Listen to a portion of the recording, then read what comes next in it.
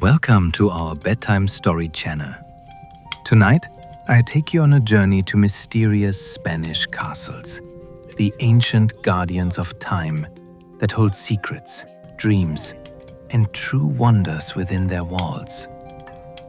Make yourself comfortable, relax, and let's travel together to a place where stone remembers everything. The sun was close to slipping behind the jagged mountains of Castile, painting the sky a deep orange and dusty rose. Heavy shadowed clouds drifted like silent galleons above the plains, whispering of things both old and forgotten. In the hush of twilight, the stones of a half-built castle caught the dying light, its towers and battlements rising slowly, stubbornly, from the dirt that had soaked up centuries of war and hope. In this land, where armies moved like thunder and hopes clung to high walls, castles were more than just piles of stone. They were sentinels against chaos, the homes of lords and laborers, refuges for the frightened, and proud banners for the powerful. Here in medieval Spain, the tale of every castle was a living thing, its history written by calloused hands, clever minds, and the inexhaustible worries of daily survival. The dream of Don Enrique. Don Enrique de Villarrea, the castle's master, stood atop a wooden scaffold, overseeing the latest row of stones being laid by his masons. His eyes, dark and grave, scanned the horizon, ever watchful for signs of bandit bands, Moorish raiders, or the jealousy of neighboring lords. He wore his sword even atop these ladders, for in Spain's uncertain heartland, the shadow of danger touched even his highest hopes. Yet Enrique's dream, like those of many noblemen of his time, was not just of conquest or glory. He wanted to build a fortress so strong that his people could sleep safe, a place where his sons and daughters could grow old without fear. From dawn until dark for 3 hard years, men carried limestone from the nearby quarry, sweating through their tunics, hands raw from the stone's bite. Women trudged up the hill with baskets of mortar, the younger ones barefoot and swift, the older ones steady and silent, their eyes as steady as bedrock. Inside the half-finished walls, life pulsed, muddy, hungry, determined. Carpenters shaped great oak beams for roofs, blacksmiths hammered horseshoes and hinges, and lads, barely into their teens, carted loads of straw and stone, their laughter carrying above the thud of mallets. Below the walls, in a cluster of wooden huts and animal pens, peasants endured the same wind and winter as their lord. They paid for protection with part of their grain, their wool, and sometimes their sons, if the need for soldiers grew sharp. Their own lives were cast in worry, but brightened with small hopes. A good harvest, a warm stew, a festival blessed by the rare sense of peace. Building a castle was as slow and wearying as the long Spanish summers. The stones had to be quarried, shaped, dragged on clumsy sleds by oxen, and lifted into place by crude cranes of timber and rope. Some days, the masons, men from distant Toledo, Valencia, and Basque towns, sang old songs to ease the weight of the work. On others, they muttered curses with every stone, especially when a block split or the mortar refused to set. At night, they slept in the open, wrapped in rough blankets, listening to the howl of wolves or the keening wind. Their pay was meager, copper coins, or sometimes only food and shelter. Yet in their hearts, each man knew that the stones he set would remain long after he had gone, perhaps for centuries. Don Enrique paid as best he could, but silver was scarce. He sent his steward, old Alonso, through the villages to collect grains and chickens, to enforce taxes that grew heavier with every new length of wall. The peasants grumbled, quietly, for dissent in such times could end at the stocks or the whip. Inside the Lord's Hall, still roofless, the castle's future was plotted by flickering torchlight. Sometimes, Enrique welcomed wandering monks who brought news from as far as Aragon or Granada. They spoke in low voices of the latest battles, treaties, and betrayals, of kings and queens who schemed for thrones, and of the endless tide of soldiers that swept across Spain's hungry earth. Feasts and famine. The nights in the growing castle were alternately raucous or brooding, depending on the stocks of barley and wine. Sometimes, when work had gone well, Enrique would invite his men and their families into the great hall, little more than a stone rectangle open to the sky, and roast a pig with cloves and garlic over a roaring fire. Under the harsh echoes of the new walls, they sang, danced, and forgot for a while the troubles that waited beyond the torchlight. But more often, the food was little more than black bread and beans, with cheese if the goats had given milk that week. In hard years, the children's ribs showed through their tunics, and mothers nursed babies thinner than hope. There was always the threat of hunger. The castle's storerooms, dug deep into the rock, were filled only when the harvest was good and the roads clear of thieves. The people learned to stretch their larders. Every scrap of meat was used. Bones simmered for days, bread hardened into soup. When winter's grip grew fierce and drifts of snow closed the valley, the castle became a stone island surrounded by seas of cold. The poor huddled together, fingers numb, faces pinched, dreaming of spring. The approach of shadows. One spring morning, the bell atop the half-built tower tolled, a deep, urgent clang that turned the blood to ice. Scouts riding back from the hills brought news. A raiding band, dozens of riders with red banners and cruel, laughing voices, was cutting through the valley. They drove the peasants from their huts, burned what they could not carry, and headed toward the great, unfinished castle. Panic swept the lower village. Mothers clutched crying children. The men, laborers and shepherds, hurried with axes and rusty swords to the gates. Don Enrique donned his battered armor, every buckle strapped by trembling hands. He barked orders, sentries on the walls, archers at the loopholes, cooks boiling cauldrons of oil. For the first time, the new stone walls were tested. The raiders rode in, torches lit, howling for surrender. Arrows flew both ways. Some found their mark in leather or flesh, others shattered uselessly on stone. The peasants cowered in the shadows of the keep, while Enrique's men fought with wild desperation. For 3 days and 2 nights, the siege held. The raiders circling like wolves, slashing at the gates, shouting threats. Inside, the air grew thick with fear. Water and food were rationed. Enrique walked the battlements, pausing to comfort a wounded boy or to rally a frightened archer. Gritting his teeth, he swore that his castle, his dream, would not fall. Triumph and aftermath. On the 4th morning, with the dawn barely lighting the bloodied earth, the sound of trumpets came from the hills.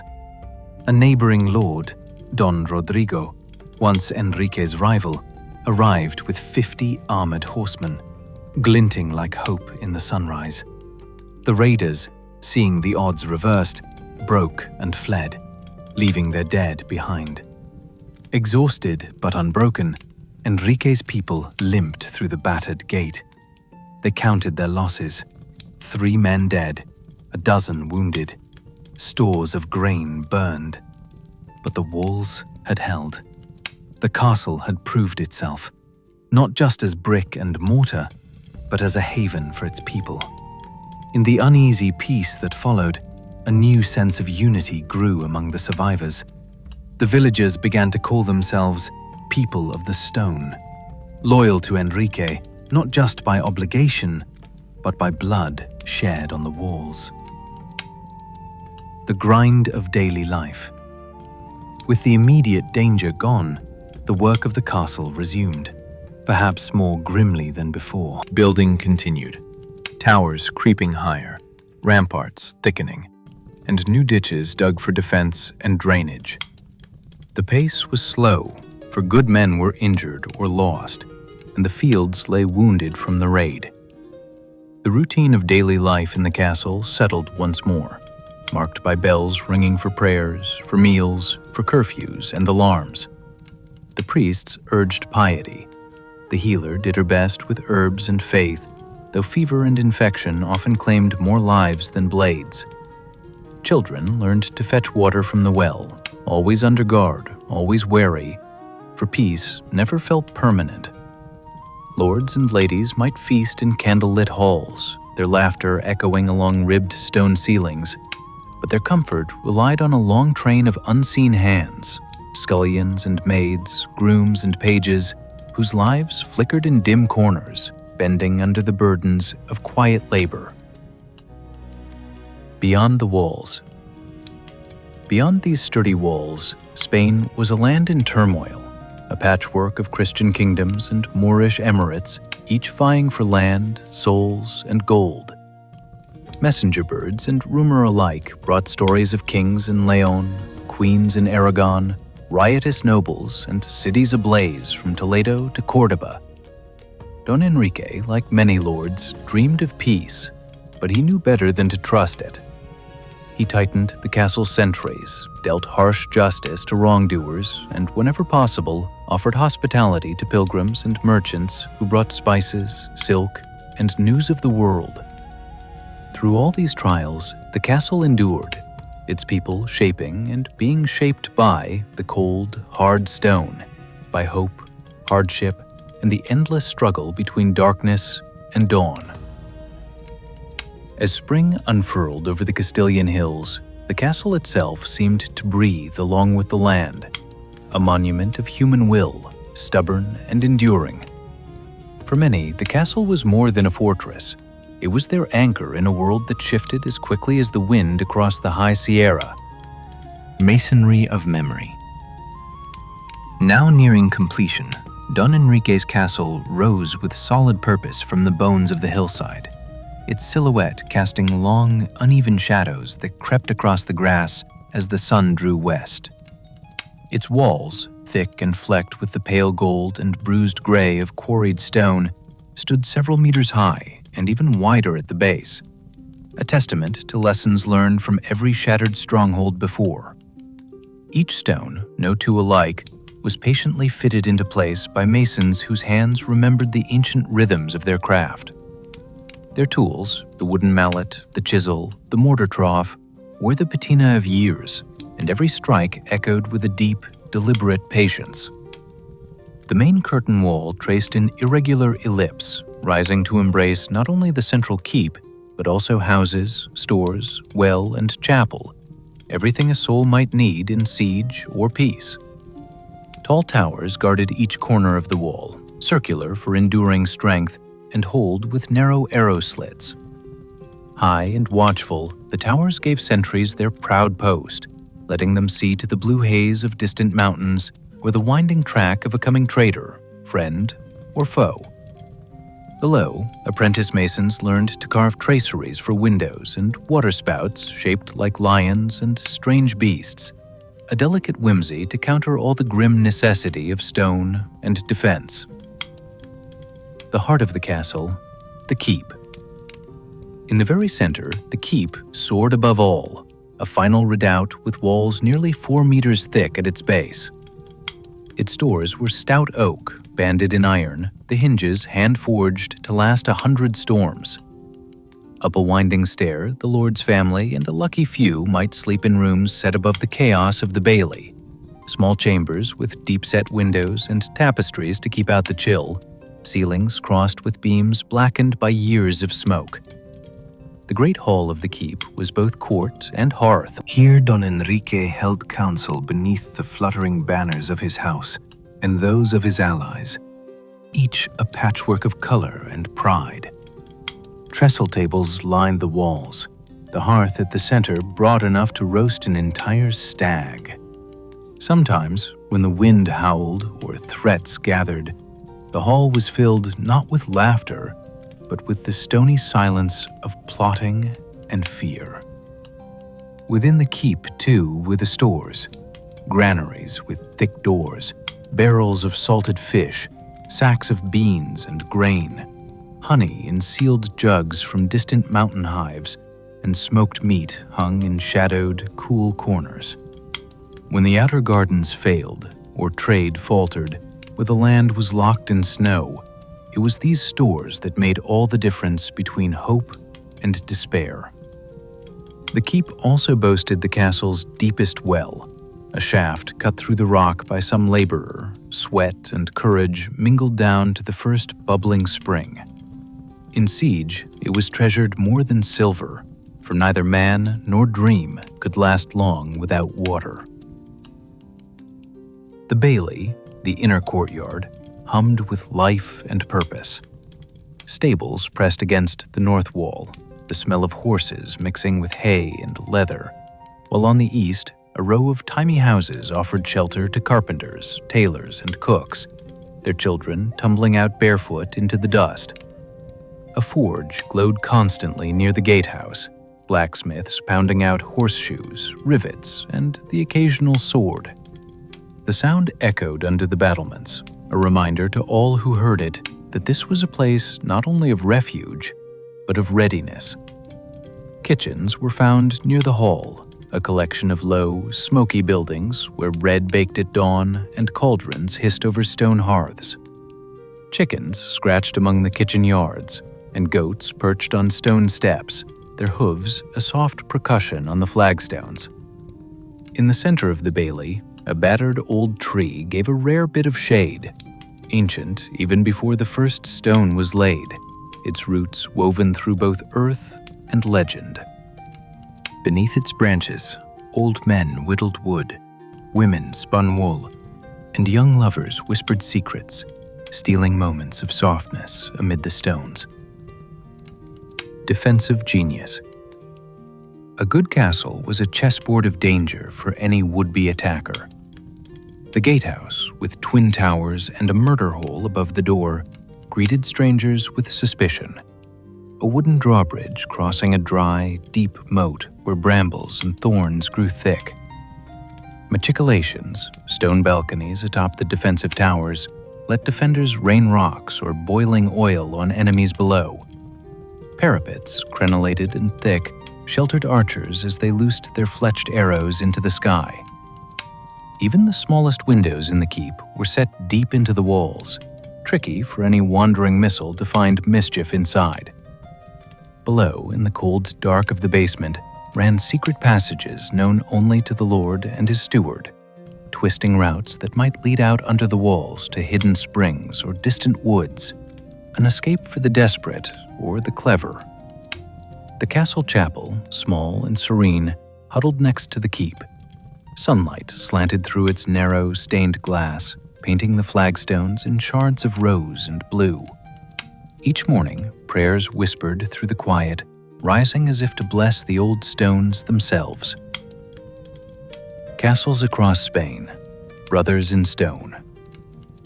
Don Enrique's castle, though formidable, was but one among many that dotted the Spanish landscape, each a reflection of its lord, its mason, its time. Some were built on tall promontories, others buried deep in valleys, all shaped by the heat of the sun, the rhythm of rain, and the relentless pulse of fear and hope. To the north, castles bristled against the chill winds, their towers squared and thick, colors bleaching under endless sky. In the south, those closer to old Moorish lands showed arches and honeycombed stucco, the legacy of centuries of both war and mingling. Alcazars commanded bustling cities from their high rocks. Watchtowers, torres vigías, rose lonely on the steppes, signaling warnings from fires seen for 50 miles or more. In every case, the castles were the bones of the land, each with its own story, each sheltering generations who lived and died beneath their gaze. Shadows and light. Nightfall in the castle brought a transformation. What had been a hive of labor by day became an island of flickering lamplight. Every arrow slit glowed with a pinprick of gold. The great hall blazed with torches and laughter, and the keep's windows cast fan-like beams into the dark. Yet in the narrow alleys between the wall and the stables, the old stones held secrets. The quiet sorrow of a servant girl who dared not speak her longing. A broken, rusted helmet from a long-forgotten battle. A faded flower tucked into a crack above the gate. Every dent in the wall, every graffito scratched by idle hands, told of lives that passed unseen. Children made up ghost stories about the towers. They whispered of spectral knights who rode the curtain walls by moonlight, and of dames in white who waited at shuttered windows for lovers lost to battles with the bones of the hills. For some, the castle's stones were a burden, reminders of heavy dues, of winters gone hungry, of the harsh penalties for breaking curfew or the hasty theft of a loaf. But for others, most others, the sight of those high ramparts meant safety, belonging, and a hope that tomorrow might be gentler than today. The castle endures. Through years of war and peace, the castle changed its skin as needed. Roofs were patched with thatch and tile, walls thickened with new courses of stone, the gate reinforced after each assault. Tapestries were repaired, ever more faded, and even the heraldic symbols atop the keep grew brighter or duller in accordance with fortune and the slow grind of years. Each spring, the masons inspected the towers, replacing shattered merlons, scraping away moss, repointing mortar by hand. Annually, Don Enrique had the moat cleared. The work was thankless and smelled of centuries, but a clogged moat was a siren call for mischief. During lean harvests, granaries echoed with anxious tallying. During fat ones, they brimmed so full, even the lowest laborers felt a brief thrill of certainty. In all seasons, the castle's heart was its people, their daily rounds of labor and laughter, their prayers echoing in stone-chilled chapels, their hopes nested in the thick walls like sparrows sheltered from the storm. The call to defend. Only weeks after the first green of summer, the drums of war sounded again. A neighboring baron, nursing old wounds of pride and land, sent his men to harrow the villages. The castle, though now finished, was sorely tested once more. The villagers fled to its safety at the first sounding of the bell, crowding within the bailey, sharing what little food and water could be gathered before the drawbridge drew up with a thundering crash. The castle walls bristled with defenders, men and women both, every hand needed in times of siege. Over days of trial, arrows and boiling oil, insult and courage, the castle proved its worth. In the thickest night, the towers stood silent and unmoved. In the dawn, the battered gates opened and defiance poured forth. The castle outlived the storm, collected its wounds, and began again, each scar a testament to the endurance of stone and soul. The story lives on. So life in the castle continued, a slow heartbeat of stone and stories. Seasons changed, rulers rose and fell, but the castle remained, gathering memories in its every crease. For Don Enrique and for those who called its walls home, the castle was more than stone. It was certainty made visible, a promise shaped by thousands of unnamed, unseen hands. Within its cool, thick walls, the people of the land carved out lives of quiet perseverance, finding in the shadow of stone both hardship and hope. A legacy meant not just for a king or a lord, but for all who sheltered beneath the wide, watchful Spanish sky. Life within the stout walls of Don Enrique's castle unfolded in quiet rhythms, interrupted only by bells and by the rare, sharp jolt of danger. This stone world, though built for battle, persisted through ordinary days filled with chores, ambitions, dreams, and disappointments. What made life in these medieval Spanish castles unique was not merely the architecture, remarkable as it was, or the view from the battlements, but the intricate tapestry of existence for all who called the castle home. A world apart. To stand within the gates of a great castle was to step into a world apart from the fields, valleys, and wilds beyond. Time seemed to move differently. Stone and custom weighed heaviest, and all lives bent to the needs of defense, duty, and careful routine. The first sound of morning was often a bell, either from the small castle chapel, with a clanging hammered out by the blacksmith already at his forge. The baker's fire had been smoldering since darkest night, and soon the scent of new bread drifted through the chilly morning air, mingling with the sharper tang of smoke and wet stone. The sun crept over the battlements as the castle people woke to their tasks. The peasant's place. For the peasants and laborers, life was harsh but precious.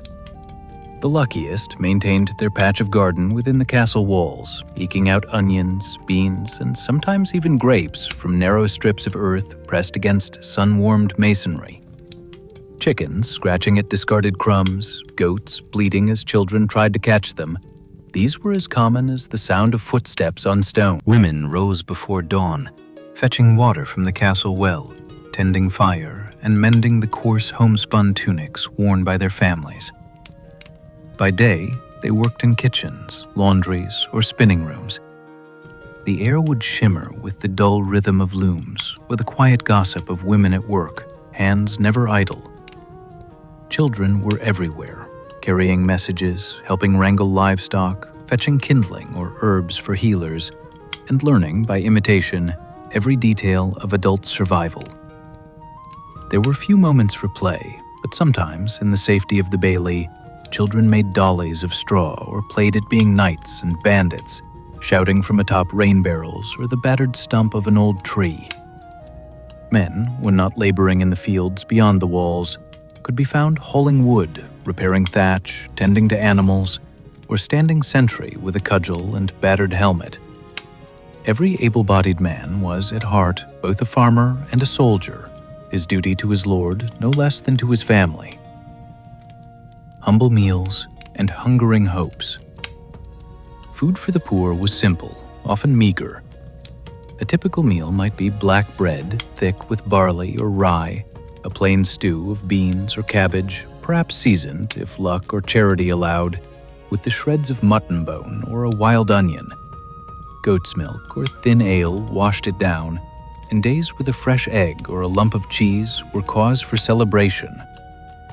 On feast days, when luck, harvest, or the church prompted it, peasants might taste richer fare, roast chicken or rabbit caught by the boys, honeyed cakes from the storehouses, cider shared from a great battered jug. Yet even in celebration, the lords and ladies would feast above in the great hall, while the poor made merry on benches and flagstones below, their laughter echoing from the kitchens through wide, cold corridors. The Lord's privileges. Life for Don Enrique and his family was different. It was, in its way, both richer and more confined. The lord and lady awoke in chambers hung with woven tapestries, their pallets stuffed with feathers instead of straw, sometimes even warmed by braziers of coal. Servants would draw water, fetch garments, and kneel beside their master's boots. Breakfast was thick bread and cheese, sometimes jam, a poached egg, wine, or gently spiced watered ale, served before the Lord received visitors or presided over disputes among his vassals. Don Enrique's was a life of responsibilities, overseeing the estate, dispensing rough justice, collecting rents, negotiating with priests and merchants, and keeping his soldiers both fed and loyal. Lady Isabella, his wife, was mistress of all that occurred within the keep. She ordered the kitchens, directed maids, and arranged education for her children, who might practice letters, singing, or the duties of marriage and warfare, according to their sex and rank. On days of council or celebration, the Lord's table groaned with roast meats, exotic spices, and wine from distant vineyards. Musicians played lutes, and brightly dressed fools performed. The air was colored with sound and light, torch flames flickering upon jewels, banners, and gold-threaded gowns. Yet even in such luxury, the castle's walls pressed close, and the weight of command never truly left the lord and lady's shoulders. Labor and craft. Artisans formed the backbone of castle life. Within the walls, coopers made barrels, carpenters shaped doors and beams, and tanners scraped rough hides into leather for boots or armor. The blacksmith's forge glowed all day, metal ringing as blades were sharpened, horseshoes fitted, and hinges for trapdoors fashioned by calloused hands. These skilled workers could earn modest comfort, better food, warmer clothes, and sometimes a home within the castle, rather than outside its shadow. Masters took on apprentices, often sons or nephews, passing knowledge hand to hand, generation to generation. Women filled baskets with spun wool and linen, and stitched garments with nimble fingers by rushlight late into the night. Healers and midwives were valued for knowledge passed down in secrecy, a lore of roots, salves, and prayers, equally trusted and doubted. When fever or injury struck, the healer was summoned to treat lord and peasant alike, and her skill, or luck, could mean the difference between life and a hurried prayer for the dead. Faith, fear, and festivity. The spiritual life of a castle was both public and private. Every morning, the priest or confessor would ring a small bell, calling the faithful to prayers in the chilly chapel, its walls echoing with the Latin murmur of Mass. Feasts and fasts ordered the calendar. Saints' days and solemn processions mingled with wedding revels and tearful funerals. For the poor, faith was a balm and an anchor. For the lordly, a necessity of both soul and rule. Priests kept records, settled disputes, and in times of battle, led prayers to beg for divine favor or forgiveness. Evenings, especially at the turning of the seasons, brought music and dancing, pipes, drums, and sometimes the wine-fueled clamor of village songs. The castle was then less a fortress than a cradle for laughter and memory, a place where joy sneaked in behind the stern lines of stone. Shadows inside the walls. Yet the castle could be a place of cold, hardship, and quiet sorrow. The winters were bitter, and even the thickest walls and best tapestries could not always keep out the drafts and the ache of damp stone. Smoke gathered in corners, and the darkness beneath the keep pressed close, where rats scurried and where grief over lost children or hard years clung to the shadows. Servants feared the displeasure of their masters. Cruelty and justice were close siblings, and the stocks or a few lashes were a constant reminder of the order within these walls. At times, the poor envied those who lived free in the woods. bandits though they might be, rather than always bowing heads to rules and rituals. But the wolves in the wild, the raiders that haunted the valleys, and the certainty of starvation without the order of the castle's stores, chained most to these stones willingly enough. Intrigue and alliances. The life of the noble was no less perilous for all its privilege. Within these walls, intrigue blossomed like the sly ivy creeping up the western turret. Who would inherit? Whom could the lord trust? Sometimes, under cloak of darkness, disputes erupted, alliances were forged in secret, and betrayals played out in whispers or at the point of a dagger. Marriages were business as much as love. Daughters were courted in candlelit halls, sons trained from youth to wield sword and quill with equal skill. Visitors from other castles brought gifts, rumors, and sometimes the seeds of rivalries that could break out in open war or stealthy murder. Night falls, life continues. As night fell, the daily rituals reversed. Gates were barred, guard posts manned. The keep grew quiet, with only the soft tread of late-shift sentries or the distant sound of someone healing a fussy child. In the small hours, the castle sometimes felt 10 times its size, echoing with the memory of old footsteps, those who had built, defended, suffered, or simply lived here before. Some whispered that the castle remembered, that its stones held all the secrets, griefs, and joys of its people, and that on wild nights, the voices of those long gone might be heard in the wind, blessing or warning the living who still dwelled in its embrace. Endurance and legacy.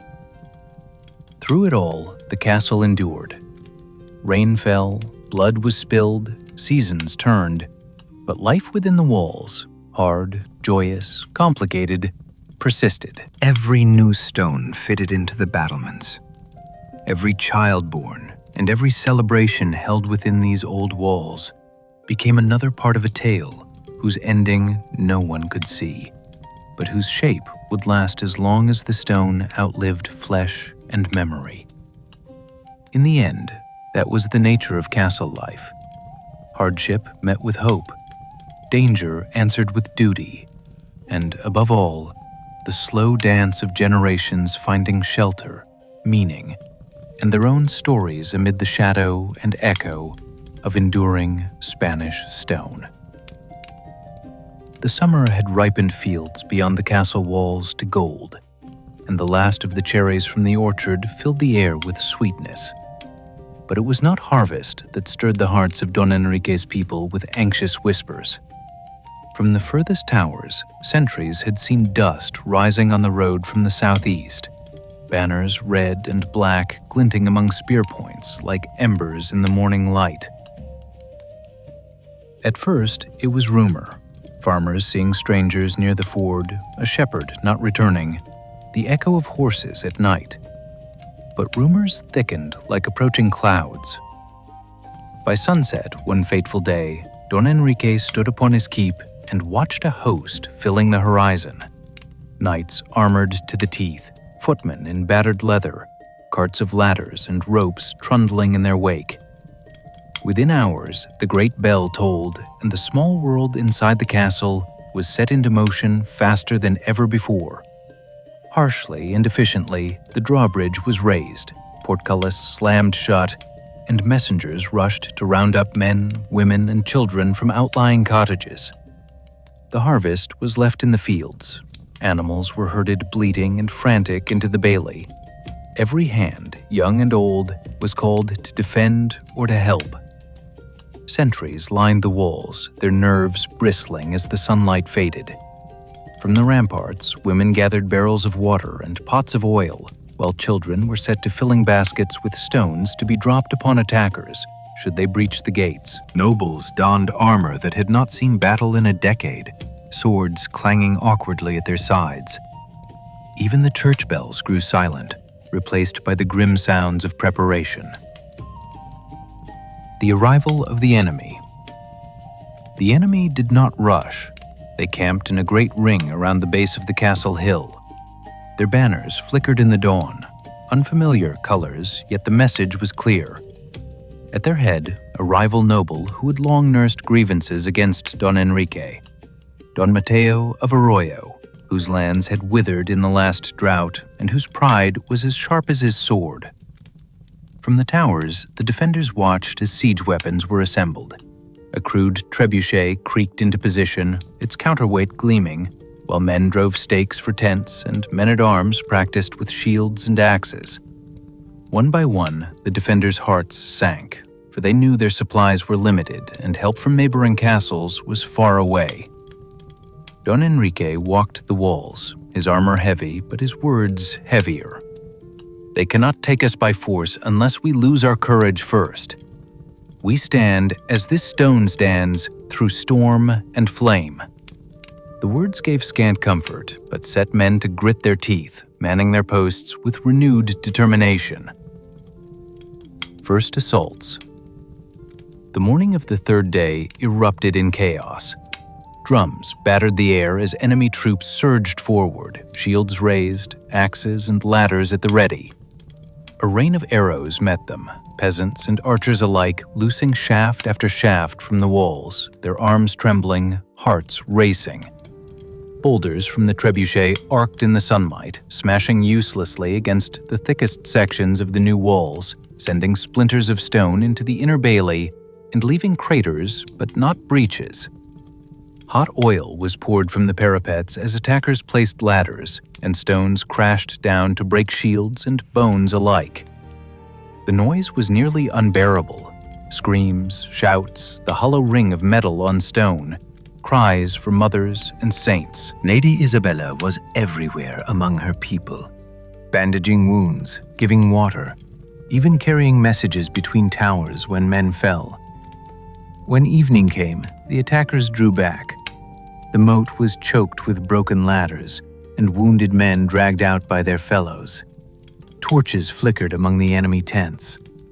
Inside the castle walls, the defenders counted their wounded, hastily made repairs, and huddled in fearful silence. Suffering and resilience. As days stretched into weeks, hope grew thin as the soups in peasant cauldrons. Grain stocks dwindled. Meat grew scarce, nothing wasted. Flour was stretched with acorns and wild greens, and even the noble table saw only one meal a day. Children whimpered for their mothers in dark corners. The old prayed through the night. The air grew foul from too many crammed into too small a space. Fresh water, once so plentiful, had to be rationed. Disease stalked the cramped shadows. Fever, the cough that would not abate, sores festering on tired feet. The healer moved tirelessly, her balms and words helping more than she knew. One night, a child died of fever, and the cries could not be stilled. The priest led short, desperate prayers for mercy, and the people listened to the battering at the gates. Enemy soldiers, sometimes in drunken rage, sometimes in deadly silence, waiting for a sign of weakness. Yet for all this, there was resilience. Servants sang softly as they filled water jugs to dull the fear. Old men told stories to the youngest, legends of heroes who had withstood greater trials. In the chapel, candles burned low but never went out completely. Lady Isabella, eyes tired but voice firm, made certain every orphaned child was comforted and that the sick were not left to die alone. Desperation and decision. Don Enrique called his captains. "We cannot last much longer. If we wait for relief, we must hold another fortnight, at least. And that is more than we have bread for." Murmurs of despair met him, yet none were ready to open the gates. The enemy tried new tactics. They launched burning arrows under cover of night, and flames licked at the thatch of barns. The castle's people formed chains, passing water hand to hand to douse the fires. In one desperate moment, a gate tower was cracked by a lucky missile, but by torchlight, Masons and carpenters patched the breach, the work frantic, hands bleeding and eyes wild from lack of sleep. A sally was planned, a sudden strike by night, a chance to break through the thin end of the siege ring and bring in supplies or run a message to the nearest allied lord. 12 men volunteered, knowing the risk was near certain death. Under a cloudy moon, they crept out a hidden postern door, blades in hand. 3 returned, bloodied but triumphant, having slain enemy sentries and seized a precious cart of dried beans and oats. It was little, but to the starving, it tasted sweeter than roast venison. Hope and revelation. Time spun on, every day heavier than the last. Then, one dusk, trumpet blasts echoed from the North Ridge. Dust rose anew, different banners, blue and white, the arms of Don Rodrigo, Enrique's old rival, now turned reluctant ally in the face of common peril. His forces crashed into the besiegers from behind, a desperate, improbable rescue. Between the hammer of Rodrigo's charge and the anvil of the castle's final sally, Don Mateo's forces broke. The siege ring shattered. For the first time in weeks, the castle gates creaked open to freedom and tearful relief. Smoke drifted on the evening wind, the fields were trampled, and the cost in blood and treasure was grave. Yet through the ruins, castle folk wandered, hungry, broken, but victorious. The children laughed as if the world had been washed clean by rain. The aftermath. Within days, the dead were mourned and buried at the chapel's side. The wounded nursed slowly regained strength, and the storerooms, once empty, began to fill again with humble gifts sent by grateful peasants and neighbors. New defensive lessons were carved into the battered walls. The moat was deepened, the towers rebuilt, and every man, woman, and child felt in their bones the cost and the necessity of the stone fortress. For Don Enrique and his family, the siege left scars both visible and invisible. The castle itself stood strong. Its walls now held not just stone, but the memory of courage, endurance, and sacrifice. In evening quiet, as peace finally returned, families huddled close beneath the same ceiling, whispering thanks for survival. The castle had protected them, just as they had defended the castle. In the long Spanish twilight, with larks calling and scars slowly healing, stone and soul were proved alike. Built to withstand storm, famine, and fire, strongest always when joined together. Night descended over Don Enrique's castle not with peace, but with the thick, uneasy silence of the besieged. The world outside the walls had shrunk to a hostile ring of firelight and banners. Inside, people learned to measure time not by the church bells, now mute with iron economy, but by the rhythm of fear, waiting, and their own ragged heartbeat. Hunger's slow advance. As days passed, the true enemy became not only steel and flame outside, but gnawing hunger within. The first days of the siege, the kitchen stews were thin but still familiar. Beans, cabbage, hunks of bread broken and shared, salted goat or scraps of last autumn's smoked ham brought forth on the noblest of occasions. It did not last. The cellars and granaries, turned and tallied by the steward every morning, emptied more quickly than anyone dared admit. Mice and rats, flourishing in the crowded stores, claimed what human hunger could not. Guards were set at night, not just on the walls, but at the storerooms and wells. Women stretched flour with pulverized acorn and dried metal. Children scoured the inner yard for anything edible, wild sorrel, the last late figs in sheltered corners, even roots from the hard clay by the moat. There came a night when one of the oldest men in the bailey, a crippled war veteran, slipped away and did not return in the morning. Some whispered he would rather face the swords outside than die inch by inch inside the walls. Rations and rituals. Rations were given out with the strict discipline of soldiers. The steward, his voice grown harsh, read names as women and men stepped forward, clutching battered bowls. Stew was thin, a watery hint of beans and broad leaves, but to question the measure was to draw angry stares, or worse, a sharp word from the captain of the guard. Within the Lord's Hall, even Don Enrique's family ate little more than the common folk. Bread became a rare treat. Once golden and fragrant, it was now parched, hard, and precious as gold coins. Lady Isabella ate last, after making certain her children's share was taken, and more than once she gave her own bite to a servant's weakened child. Water, smoke, and illness. Fresh water became another bitter currency. The castle's deep well, usually a source of comfort, seemed to cough more mud than cool water as the people drew bucket after bucket every hour. At mornings, small children lined up in the chilly air, each with their tiny cup, tremulous but proud of their task. Smoke clung to everything. With so many fires tightly packed in the bailey, the air inside the walls was thick and sour. Eyes stung. Sleeping mats, shared shoulder to shoulder, reeked not just of old straw, but of sweat and the sour dampness of too many people living in too little space.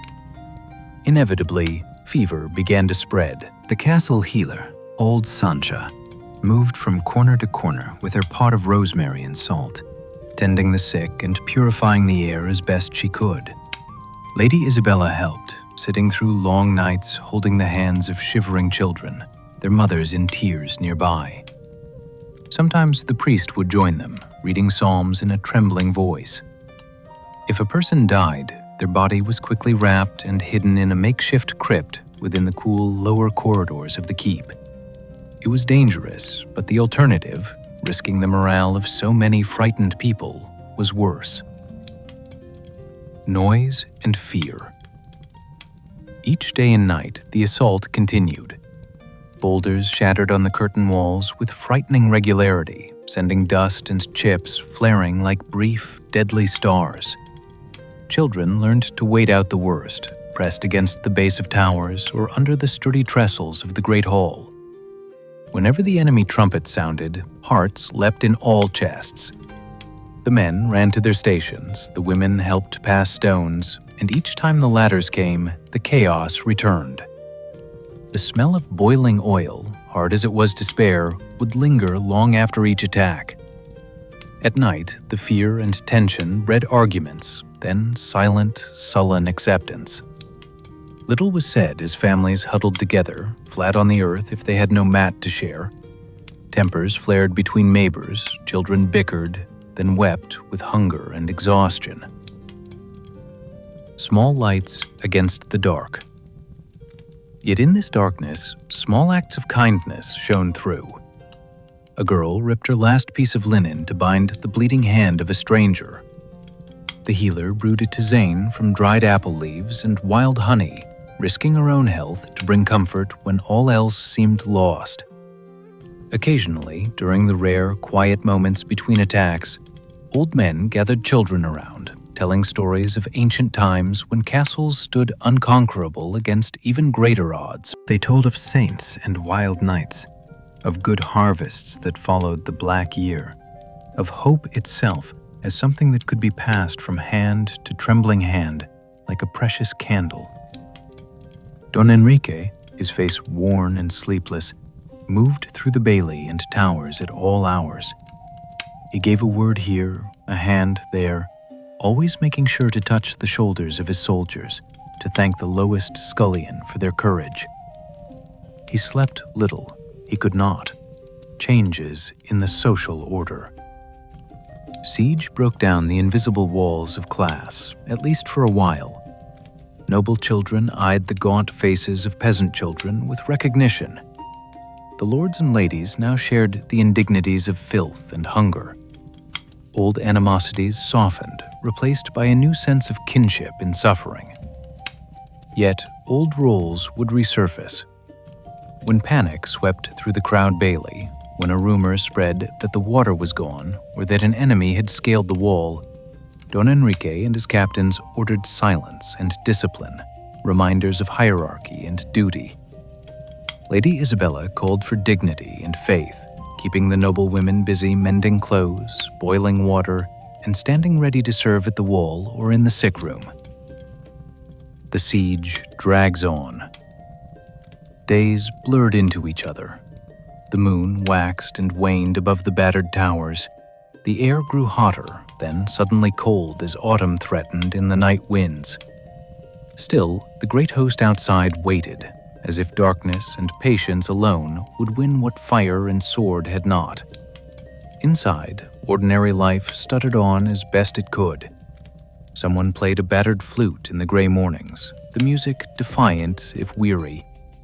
A wedding, long planned for midsummer, was whispered through by 2 young servants, the priest agreeing without witnesses save for 2 dirty children and a smuggled flower from the ramparts.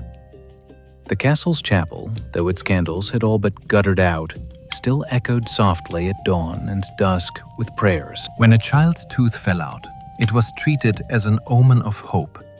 New life, even now. When a stubborn tomato sprouted from a gardener's overturned compost pile, the bedraggled crowd nearly wept over its tiny green fruit. Testing the spirit. There were low moments too. Sometimes a sentinel would be found weeping quietly on the rampart before the captain came and replaced him. Sometimes a mother screamed at the wind, then sank to her knees and prayed for the end, whatever it might be.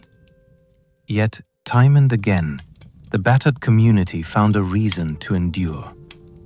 Don Enrique's determination, Lady Isabella's tireless kindness, the healer's wisdom, the little flares of music, hope, and laughter, they created invisible bonds as strong in their way as the stone itself. The siege breaks.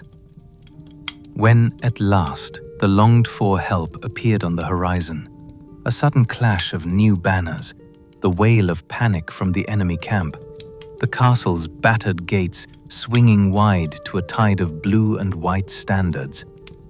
Many were too weak to cheer, but none too dead to smile. The ordeal left the castle changed forever. Some would never recover their strength. Some would carry wounds, visible and hidden, for the rest of their lives. Yet, as the battered community limped out into the pale morning, past burn scars and ruined gardens, they did so together. Their spirits, once riven by fear and hunger, now shared an unbreakable thread of memory and survival. A bond as deep and enduring as the oldest stones in Don Enrique's walls. The siege ended in a morning pale with mist and sweet with the scent of crushed grass. For the first time in what seemed years, the castle gates groaned open to more than fear and uncertainty. Now they let in rescue, sunlight, and the first stirrings of something almost forgotten: hope. The ground outside bore scars, charred earth, abandoned arms, broken carts. But for the battered folk of Don Enrique's castle, every step onto that soil was a small, defiant victory. The quiet of relief. In the first days, exhaustion was the master of all. No one spoke loudly. The hallways and courtyards rang with a tense stillness. Men and women moved as if in a dream, their limbs heavy, their faces pale after the ordeal. Those who had been sick or wounded remained in the keep's dim chambers, fussed over by Lady Isabella or the healer Sancha and her helpers.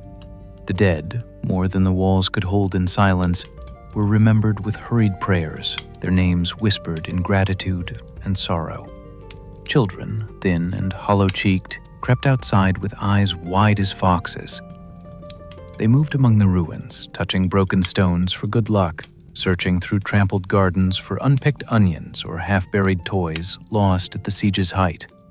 Every sign of life was a fragile celebration, a bird singing in the old tree, the fresh trickle of water at the main well as repairs began, the first timid flower sprouting from the ruined kitchen patch. Scarcity and renewal. The stores were empty. No one in the castle expected a feast. For weeks, every meal was little more than broth and what few roots or dried beans could be found. The castle folk learned to savor even a soup made flavorful by fresh water, a luxury after the muddy dregs of late siege. When the first carts arrived from allied villages, loaded with loaves, onions, some cheese, apples, and, most glorious, salt, the children hurried to help unload, their laughter thin but real.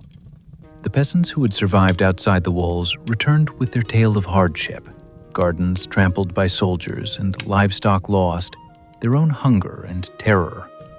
Yet when Don Enrique's captains met the villagers at the battered gate, there was little blame, only weary relief and the silent agreement that all had done what they could. Repairs and new labor. Repairing the castle became an act of hope and tribute. Each morning, the masons inspected every crack and lost stone in the curtain wall, their expert hands running over battered merlons and scorched gateposts. Carpenters fetched timber from what was left of the forest at the base of the hill, and blacksmiths sweated over new iron. Even the most frightened children were set to useful tasks, gathering kindling or ferrying water, carrying messages, learning enough of work and discipline to anchor them to the daily routine. The bailey, cleaned of makeshift shelters and rubbish, smelled of hope and wood smoke. In sunlight, bright cloths were hung to dry, and for the first time, local musicians played a slow, comforting tune in the new air. The new shape of community life after siege was forever changed. Suffering and survival had bound erstwhile rivals and strangers. For many weeks, the old separations of class and craft softened. A noble boy broke bread with the children of the carpenter. Lady Isabella walked the bailey and greeted weary peasants without the stiffness of ceremony. The Lord's family learned the names and fates of every household that had huddled inside their protection. Yet, as abundance slowly trickled back, the old patterns of life reasserted themselves in subtle ways. Laws were reestablished, rents discussed, old squabbles over boundaries and gardens returned with a familiarity that, ironically, brought comfort. The people remembered, but the castle itself still stood as a symbol of unity and shared ordeal. New fears, quiet hopes. Many survivors found themselves haunted by nightmares. Children sometimes woke screaming at every thunderclap. Mothers flinched at the echo of hooves in the valley, and even the bravest men in Enrique's guard checked the walls at night twice as often as before. Yet, beneath these shadows, new hopes were seeded. The coming autumn promised a new harvest. Surviving seed grain was carefully meted out and planted in plots that had once been battlegrounds. Some fields still bore the scars of wheels and fire, but from the ashes, green returned. Each new sprout was cause for modest celebration. Enrique decreed that after the next safe harvest, there would be a fair, the first in years, inviting folk from distant villages and rival estates. For mothers and healers, everyday illness took on less terror now that survival seemed possible. Each new birth, each child's laughter, was quietly cherished, a victory against the memory of hunger and fear. Festivity and remembrance. The first proper feast, though plain by noble standards, felt like a king's banquet. The hall was decorated with makeshift garlands, and tables were set with the very last of the best salt and fruit. Peasants, artisans, and even visiting guards from the allied villages were invited. Thin wine and laughter filled the air. Instead of noble pageantry, there was honest gratitude. Songs shared, a dance or two, and communion in words and memory. The priest blessed the bread and spoke not of victory, but endurance, of friendship among neighbors, reconciliation among former enemies, and respect for the humility of survival. Stories of the siege became less grim with each telling. Old men joked about the rats they had nearly domesticated. Children boasted about their secret gardens and hiding places. Even Lady Isabella laughed aloud, telling how she had once thrown her slipper at a rat during the worst days. New bonds and old promises. Don Enrique walked often in the bailey and outer fields. He knew there would be hard winters still, more disputes, perhaps another enemy one year. He looked upon his children and all the young folk who had survived and saw the beginnings of a new generation, toughened by hunger and war, but also by their ability to care for one another. He called his captains and stewards and began planning new fortifications, deeper wells, better storerooms, smarter grain reserves. He encouraged children to learn not just arms, but skills of peace, reading, arithmetic, the healing arts, animal husbandry, even music and poetry. Lady Isabella herself began to tutor girls from artisan families, teaching them reading and management of houses and stores. Gradual return to ordinary life. The toll of the siege remained. Empty places at tables, laughter that would break off into silence. But as weeks gathered into months, the castle embraced with gratitude the gifts of ordinary days. A drizzle of rain, the warmth of a full oven, the easy laziness of a sunny afternoon. Trade caravans returned to the valley, bringing salt, cloth, soap, and eventually, word of new alliances for Don Enrique's house. Bandits and raiders for a while kept their distance, knowing the castle's walls and hearts were hardened by recent trial. Farmers and shepherds could once again bring their animals to market. Craftsmen's stalls, once shuttered, reopened, filling the air with the taps and clangs of wood, leather, and steel. It became common to see people stopping, just for a moment, to touch the castle wall or stone gate, as if to remind themselves that what saved them had become a living memory. The promise of the future. As another season turned and the land greened, Don Enrique stood upon his highest tower, his wife at his side. They looked over the valley, alive again with the hum of labor, hope, and daily routine. The castle was as it had been, but in another way, it was new, transformed by suffering, memory, and the second birth that comes after surviving a storm. A castle was more than stone and clever defense. It was living history, written day by day in the hearts of those who called it home. In peace, just as in war, its true strength lay in the hands that built, rebuilt, and restored both wall and spirit together. The months after the siege were marked by a peculiar quiet, like a field after harvest, where the golden sheaves are gone and only furrowed earth remains. The castle too felt emptied, not just in its stores, but in its soul. Yet that void was the ground from which a sturdier way of life would soon grow. Restoring the tapestry. Life within the castle walls moved in slow circles, defined more by recovery and routine than by fear or festivity. The battered stone walls creaked with the return of banality. Children squabbling, the smith cursing at a bent mail, a herdsman whistling after his goat. Songs of a peace hard-earned and awkward, but peace all the same. The lord and lady made it their work to gently encourage this return to the everyday. Lady Isabella brought out her spindle, teaching both servant girls and noble daughters to spin the first wool fleeces of the season.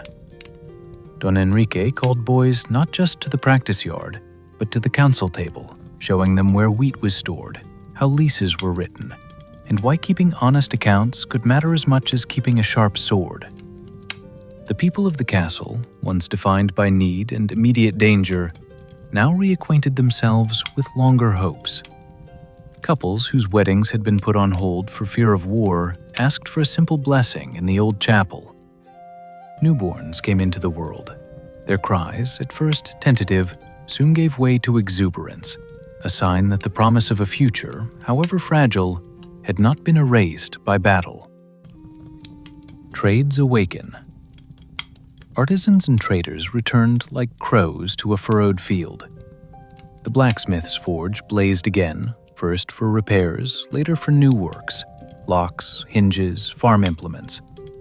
The potters fired their kilns, producing everyday jugs and sometimes startlingly beautiful glazed tiles to repair the battered hearths.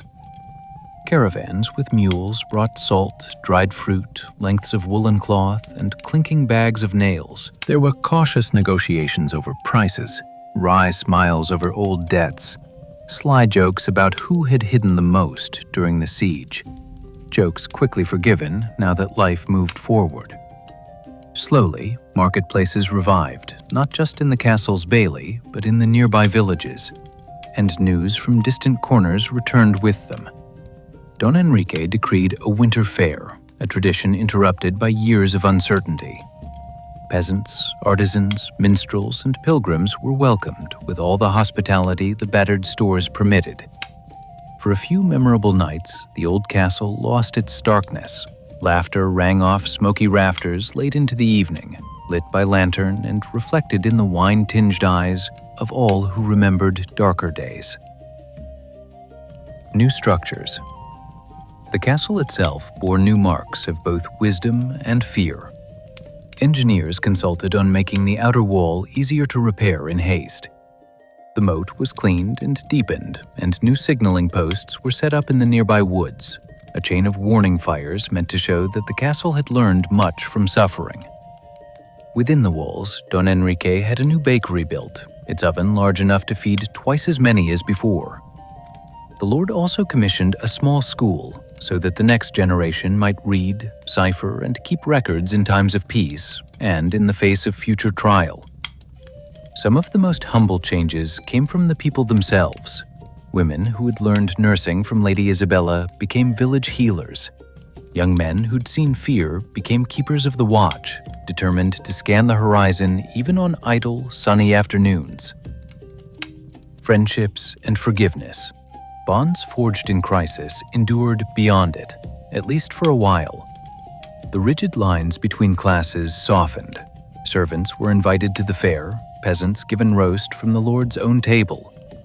Lady Isabella made a point of sitting with the families who had lost the most, learning their names and fates, promising them aid for next spring's planting. Yet as normal habits reasserted themselves, old envy and quarrels began to creep back in. A stolen chicken here, a disputed garden there, a loud accusation outside the bakery. These minor squabbles meant, in a way, that life was truly returning to normal. The memories of siege and hunger began to dim, held alive now mostly in stories told at the evening fire to children who had been too young to remember, or not yet born. Lessons of the past. When autumn ripened the fields again, Don Enrique gathered his family and key retainers on the castle tower. They looked down not at war, but at fields crowded with new wheat, sheep grazing in late sunlight, and bundles of thatch carried up on bent backs to repair the villagers' roofs before coming rain. "Let none forget what it means to be hungry or so afraid," Don Enrique said softly. "Let our walls stand for others, not just for ourselves." It was a vow made quietly, but it would echo through the hall for years. The seed of charity, of vigilance, of taking nothing for granted when peace returned. That winter, half the harvest was stored away not just for the castle, but for the next stranger in need, be it neighbor or wanderer. The people grumbled, as people will, but obeyed.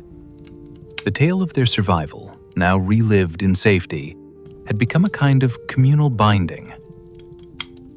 Rhythm of ordinary days. Children, once terrified to step outside the tower, now tumbled wild over stony paths, chasing each other with bits of string or half-broken hoops. In the evenings, old soldiers, now too frail for the ramparts, sat together, carving spoons and telling big, improbable tales about the last siege, always with the moral that courage, luck, and laughter were equally important in life. Some scars could not be seen. In quiet corners, widows wept for lost husbands, and friends missed faces never to return. There were silences at the table, odd gaps in a song, but even these became threads in the larger tapestry of remembrance and moving on. The castle's watching stones. With every passing season, the castle absorbed the changes into its bones. The stones, still bearing black marks of fire and war, were patched with fresher, paler shapes.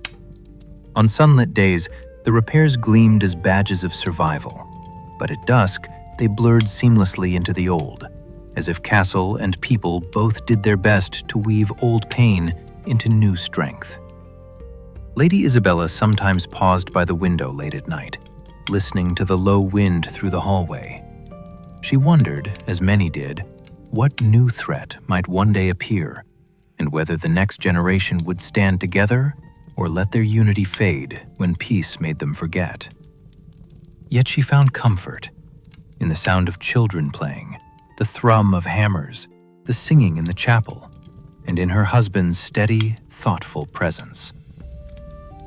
Renewal and blessings. Spring brought with it the natural blessing of rebirth. For all that was lost during the siege, much was growing. Seeds sown on ruined plots produced the greenest onions and sweetest peas. The new bakery filled not just the castle, but the valley beyond with the smell of fresh bread. Every morning, its warmth became a symbol of unbroken hope. Pilgrims, hearing stories of the castle's resilience, came to offer prayers or light candles in the chapel. Word of Enrique's mercy and Lady Isabella's patient healing spread. Some brought gifts, new tools for the forge, ribbons for children, rare seeds for the garden. Some stayed, asking to live within walls where peace and courage had truly won. And so, the castle entered a new kind of legend, not solely as a fortress of war, but as a hearth for the needy, a school for the hungry-minded, and a memory shared by those who worked, laughed, and dared to hope within its walls. The years after the Great Siege seemed, at a distance, to blur into peace. Yet within the heart of the castle and among its people, a quiet transformation was underway. The stones of the fortress no longer spoke only of battle. They now hummed with gentler voices. Children in the courtyards, prayers in the chapel, songs spilling into the dusky fields as summer's sun slipped behind the distant hills. Education and new wisdom. Don Enrique, hardened by loss but wiser for his trials, became a different sort of lord. No longer was his only concern for arms and defense. He realized that the strength of a castle lay as much in minds as in walls. Together with Lady Isabella, he established a cycle of teaching. In the new schoolroom, low benches were crowded with boys and girls from both noble and peasant families, some eager, some sleepy, all curious. The older children learned to read, write, and count, using parchment and old slates, fingers stained with charcoal. Lady Isabella tutored the girls in keeping accounts and the running of great houses, weaving in tales of mercy, prudence, and the importance of caring for those in one's keeping. Young men who had once only dreamed of swordplay now learned geometry for walls, the Latin of contracts, and the art of diplomacy. The chapel, too, was opened not just for worship, but for study. Traveling friars, hearing of the miracles of the castle's survival, brought with them books of healing herbs, old tales of saints and kings, and new songs from far places. Evenings in the hall saw the young gather round the fire, listening to minstrels and old retainers, drinking in the hard-earned wisdom and laughter of the elders. Festivals of thanks and remembrance. Peace gave rise to new traditions. Every year, as the leaves began to bronze the slopes below, the castle hosted a festival, not of martial glory, but of gratitude. The Feast of Stones began modestly, a procession from the chapel with children carrying garlands of wildflowers and wheat, winding along the restored walls, sprinkling petals and blessings. There were prayers for the lost, songs for the living, and games for the children, who chased each other amidst banners sewn with survival and hope. In the evening, the great hall filled with lantern light, and the music of fiddles and pipes, dishes shared by every household, and a solemn toast. To our walls, to our fields, to each other. The festival became a source of local pride. Peasants from nearby villages brought cheese, cider, and honey. Artisans displayed clever new wares. The youngest vied for ribbons in foot races and archery on the green. Merchants and friars spread word of the good cheer, strengthening ties and creating alliances that made the region safer and more prosperous. The cycle of the seasons. With each passing year, the memory of hardship grew softer, woven gently into the daily round. Winters remained long and often harsh, but no longer brought the terror of starvation.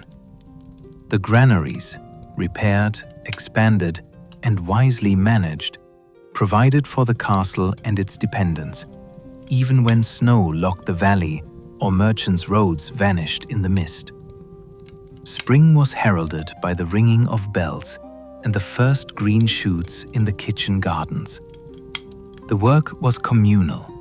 Everyone rose at dawn to plant beans, tend the orchard, repair drainage and stone. Children, grown taller and stronger, took pride in the young trees they'd mulched and watered. These, as much as any battlement, would outlast them.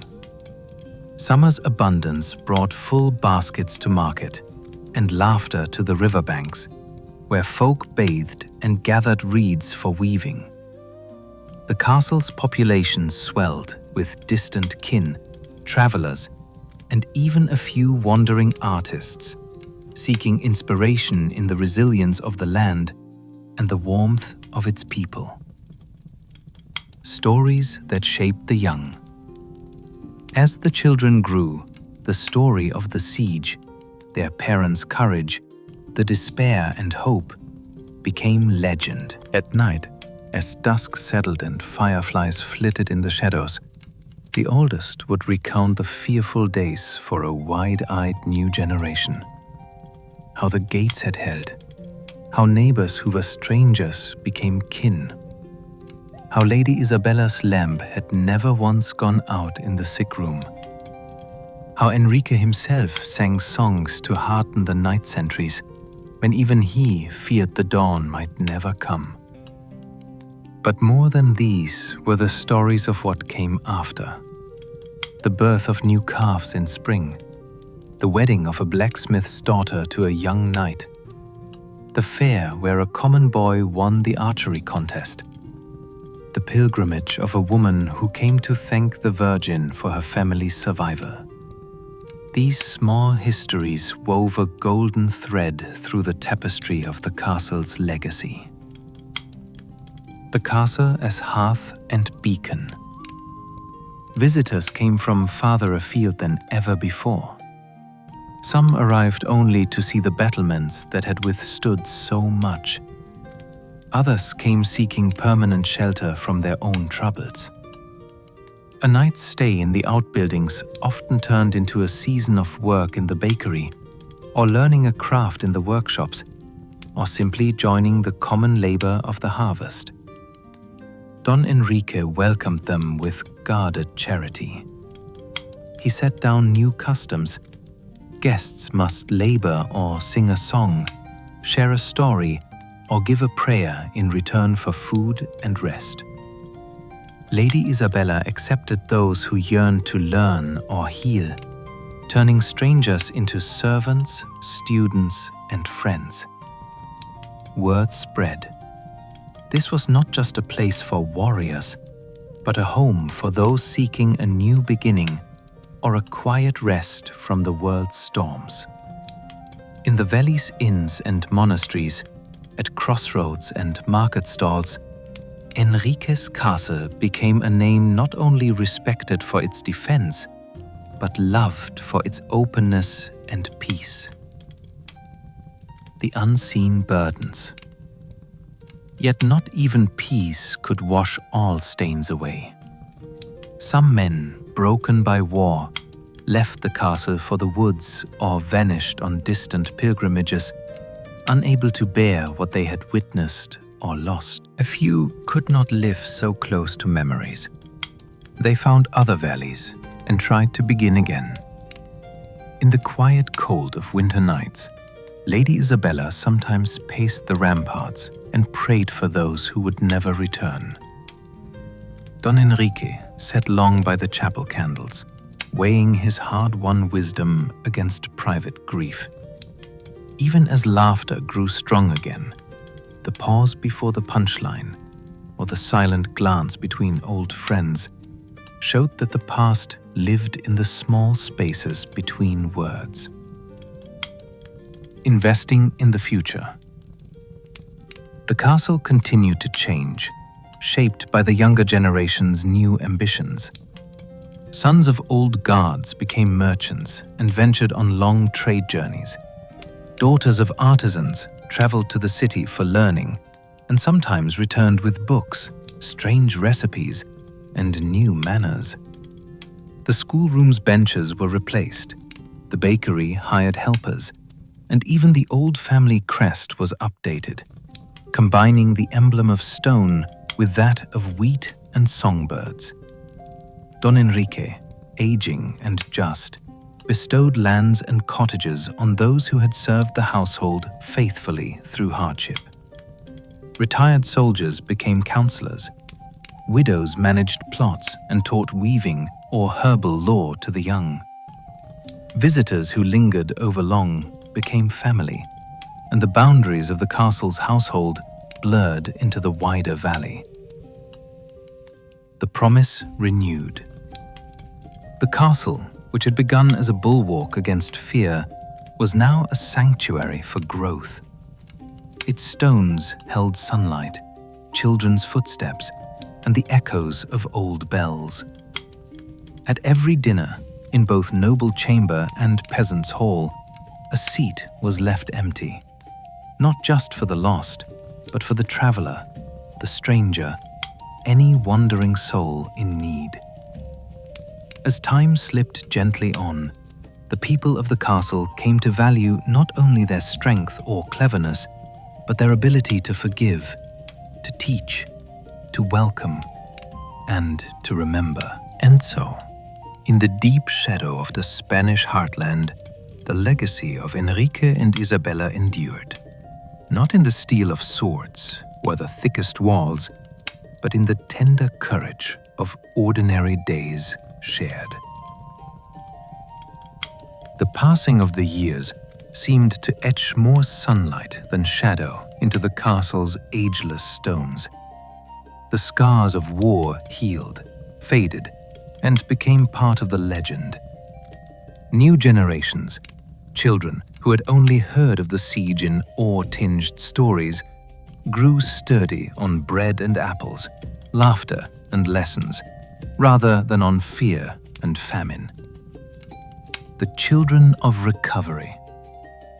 In the bailey, children chased each other across smooth flagstones, their shouts echoing beneath repaired arches.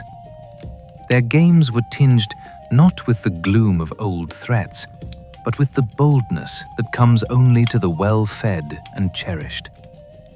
They played at knights and banners, inventing their own tournaments with wooden swords and garlands, watched by grandmothers who remembered the sound of real battle and relished, sometimes tearfully, their freedom. Don Enrique's own grandchildren now learned their letters in the same room where once wounded men had groaned and prayed during the siege. Their world was wider. They read not only Latin prayers, but poetry, arithmetic, maps. Under Lady Isabella's guidance, the girls managed chicken coops and storerooms, learned to tally, to make small decisions, and to speak their minds. Some young ones, restless as colts, begged for stories of the past. The old soldiers obliged, weaving tales of courage and caution, comedy and heartbreak, showing that history, if not always kind, was a teacher that never tired. Growth beyond the walls. The castle, once a solitary outpost, now shimmered at the center of a web of villages, farms, and outlying manors. The road winding through the valley broadened and grew busy as traders, craftsmen, and pilgrims moved safely beneath the watchful towers. A new inn opened near the lower gates, its painted sign showing the castle flanked by ripe wheat and cheerful faces. Beyond the fields, farmers reclaimed hillside pastures lost during the wars. Orchards flourished again, offering up cherries, figs, and, in good years, mulberries by the basket. Fishermen returned to the streams. Even the wild woods at the valley's edge grew less bleak, as children learned which roots to dig and which birds to follow home at sunset. Everyone, lord and farmer, shepherd and stonemason, understood that their labor wove together the land and all its fortunes. New challenges and quiet change. Peace, too, had its tests. One spring, unusual rains brought mudslides down the old quarry, blocking roads and flooding some cellars. Another year, a brief fever swept through the valley, reminding everyone that not all enemies carried banners or swords. Disputes flared briefly over market tolls, land boundaries, or the right to cut timber. Yet these arguments were settled at council tables or beneath the branches of the old courtyard tree, not with drawn weapons. Don Enrique and Lady Isabella presided with patience, respecting the dignity and fear of the weaker, never forgetting the lessons paid for in blood and hunger. Change grew slyly. Young men and women, raised in peace, dreamed of travel and study. Scholars from Seville, Toledo, and Saragossa occasionally visited, bringing news and books, dazzling the local youths with tales of universities, distant cities, and new sciences. Some boys would vanish for a year, returning leaner, browner, and overflowing with news of the wider world. A few, very few, left forever, swept away by the promise of fortunes elsewhere. Most, however, returned, drawn not by duty, but by love. For parents, for hills and fields, for the particular glow that settled each sunset on the castle's towers. Rituals of memory and hope. Annual festivals grew richer and more colorful. The Feast of Stones gained new elements with each passing year. Now, children staged dances that told the story of the siege. Maidens in white scattered petals from the battlements, and villagers carved small keeps and towers from bread dough as gifts for the youngest. Each spring, Lady Isabella led a procession to plant saplings in the wounded places beyond the walls, teaching children to honor life where once there had been loss. Don Enrique himself inscribed the names of those who had fallen, both noble and humble, in a book kept on the high altar in the chapel. At the feasts, all were recalled, not with tears, but with profound, embracing gratitude. Nightly, the castle still gathered for prayer and song. The old songs were preserved, but now fresh verses were added, prizing not only victory, but the patience of endurance and the sweetness of ordinary blessings. The opening of doors. Travelers commented first on the castle's hospitality. No traveler was turned away if they came in honest peace. The tradition held that a loaf of bread and a bowl of soup would be shared with any stranger at the main kitchen bench. Sometimes a guest repaid generosity with a tale, a song, repairs to a wagon, or a fair word at the next market stall. Some brought seeds from remote valleys, or a tattered book, or a new prayer. From these open doors grew new friendship and, on rare occasions, new kin. A craftsman from Aragon found not only work in Enrique's forge, but a wife in the valley. A Moorish scholar passing through was welcomed to share the secrets of keeping old masonry dry and strong. In return, taught the children a geometric song. The castle, once so isolated by necessity, became a mosaic of stories and skills, dreams and friendships that spread far beyond the hills. Legacy and gentle authority. Aging but undiminished, Don Enrique became known as wise and even-handed. His word settled disputes as surely as the bell marked the hours. But he grew thoughtful as the years passed and began to step back, giving more responsibility to capable stewards and the most trusted of the next generation. Lady Isabella, silver now streaking her hair, remained the heart of the castle's compassion. She offered counsel to young brides, sat with the sick and sorrowful, and never hesitated to admit her own mistakes, teaching humility as the highest virtue in her house. Little by little, Enrique and Isabella imparted their values not only to their immediate kin, but to every child apprenticed, every widow fostered, every wayward journeyman who found honest work there. A castle remembered. The castle itself changed its feel. Where once sentries huddled tight and suspicious, now young lovers lingered beneath torchlit arches. The granaries spilled less grain to rats, not because of harsh regulations, but because everyone understood the pain of want and the value of plenty. In winter, hearths flamed in every room, and the laughter of children, the bark of a new puppy, even the drone of a tired miller's evening song would float up to mingle with the bells in the tower. At evening, the lordly family gathered at the highest balcony, looking out as the stars pricked into life.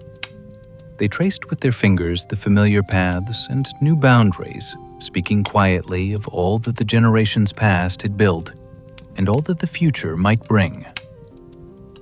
The arc of the story. So it was that the castle of Enrique and Isabella endured, less a fortress and more a living, breathing testament to the possibility that suffering can be turned to wisdom, hunger to abundance, suspicion to trust, and walls to the framework of a shared life. All things change, the wise say, that some things endure, so long as there are hearts willing to build, forgive, and dream. So ran the story of the inheritors of stone, their voices joining all those who had ever called these walls home. Centuries passed, and on the high hills of the Spanish land, castles still stood, keepers of memory, tested by time, the elements, and the tempests of men. For any traveler, these mighty walls were symbols of safety and endurance, no matter how much the world around them changed. Stone against time. Castles did not appear overnight. They rose slowly from the earth, built day by day through the labor of countless, often nameless hands. Master masons selected rocks for their unique strength, digging deep foundations into layers of limestone so the castle would outlive many generations. Thick walls, bound with lime and resin, seemed to merge with the very landscape. Life within the castle followed a cycle of peace and war. During years of drought, the stones did not crack or crumble. Clever drainage, deep wells, and hidden conduits preserved coolness and kept water flowing even in the hottest months. When storms raged, steep roofs and spouts diverted the downpour, keeping stores and armories dry. Lightning struck the towers, winds tore at tiled roofs, frost split the mortar, and sun faded the crests above the gates. Yet the castle stood, unyielding and silent, always weathered by time, but never truly defeated by it. Walls against foes. No threat tested a castle's strength like war. Through the centuries, no fortress escaped sieges, raids, or stealthy night attacks. Time and again, its walls received the brunt of ladders, battering rams, the fire of torches, and the howls of storming warriors. Hundreds of arrows and oil-fired bombs could not shatter the solid stone battlements and vaults. The wisdom of the architects showed in every detail. Merlons to shield archers, arrow slits positioned so a defender could see all, yet remain nearly invisible. Towers were always round, never square, so they could deflect the blows of rams and rocks. Secret passages in the towers and walls allowed defenders to regroup if one level fell. Even when invaders breached the inner yard, the defense did not end. Artisans' genius was seen in ingenious drawbridges, iron-clad gates, deep subterranean wells that flowed even during the longest sieges. More than one well and several hidden exits ensured not just the survival of soldiers, but also the rescue of a lucky few if disaster struck. Castles and the elements. These castles withstood all that nature could throw: earthquakes, sudden storms, landslides, heat waves, and snow. Foundations often lay on sand to cushion tremors.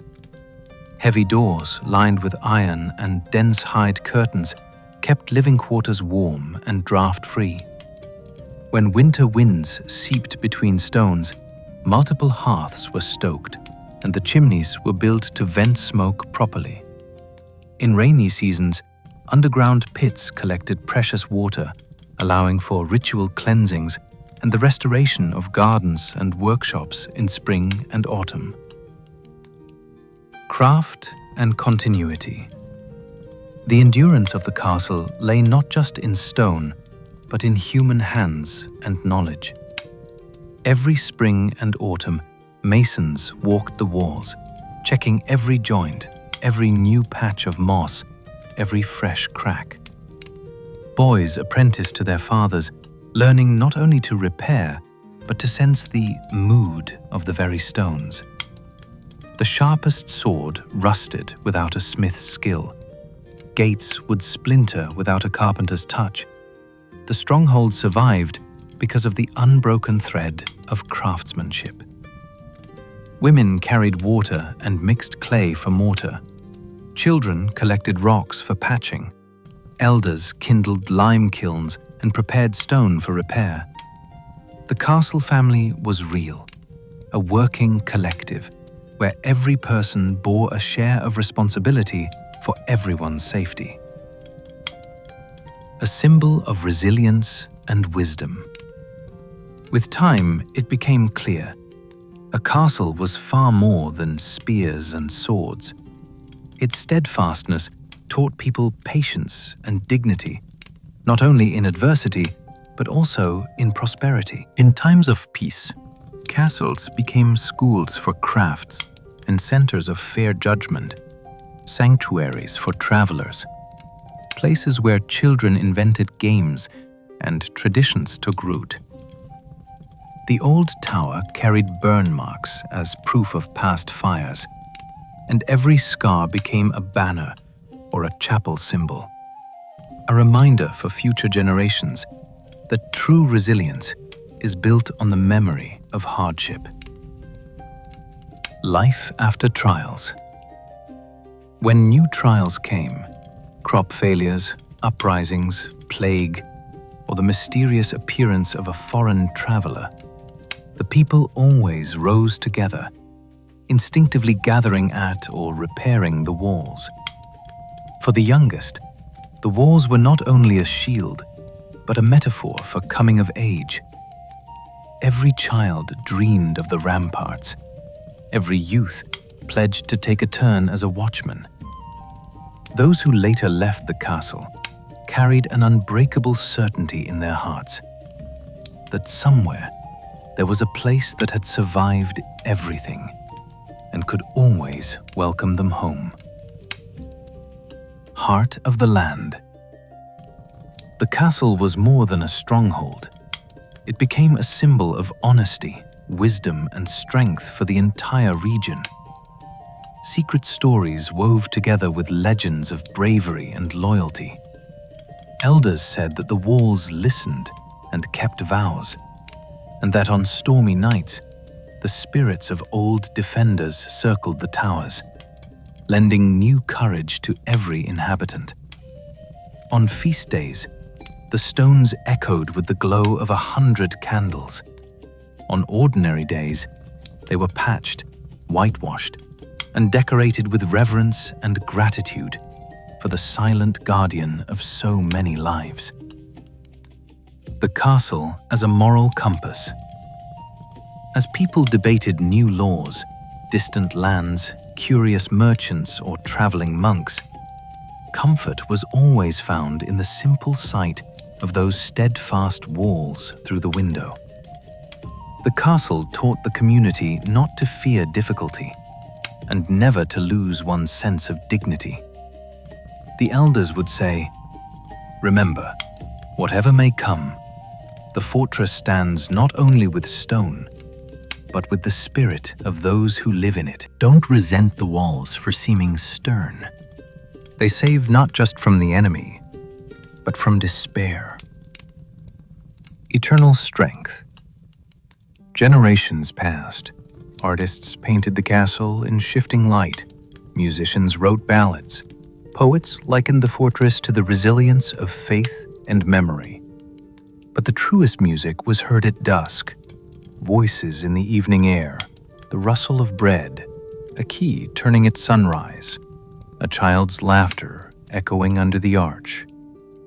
All of this was proof that a castle's strength lies, above all, in the living, beating heart inside its ancient stone.